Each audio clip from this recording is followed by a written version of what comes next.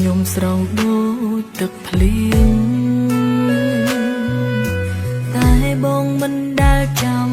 អារម្មណ៍មិនមែននៅសុខសងខ្ញុំយំព្រោះតែបងមិនដែលយល់ចិត្តទឹកភ្នែកខ្ញុំស្រង់ដូចទឹកភ្លៀងមិនមែនទៀមទាក្តីអាណិតគ្រាន់ចង់បានក្តីសងមួយពិតឬបងគិតថាវាជារឿងតូចតាច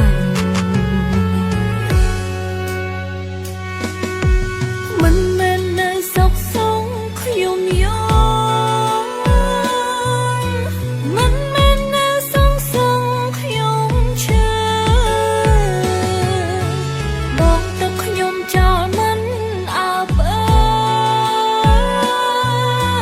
ឬបងគិតថាខ្ញុំបានក្តីសងបងចេះតែផ្ដោតក្តីស្រឡាញ់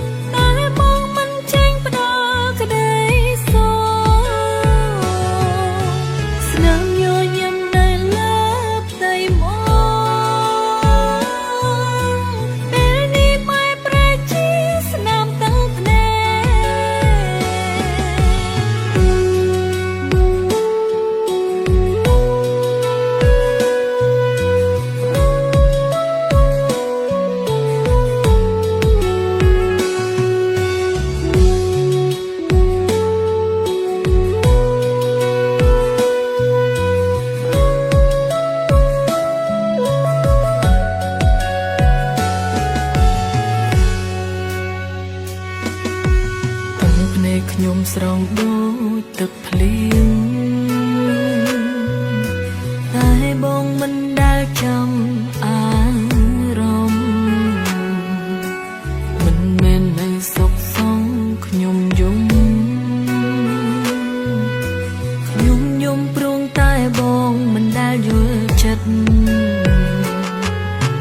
ទឹកភ្នែកខ្ញុំស្រង់ដូចទឹកភ្លៀងមិនមែនទៀមទាក្តីអាណិត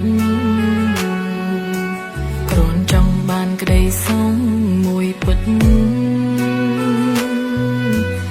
ឬបងគិតថាវាជារឿងតូចតាច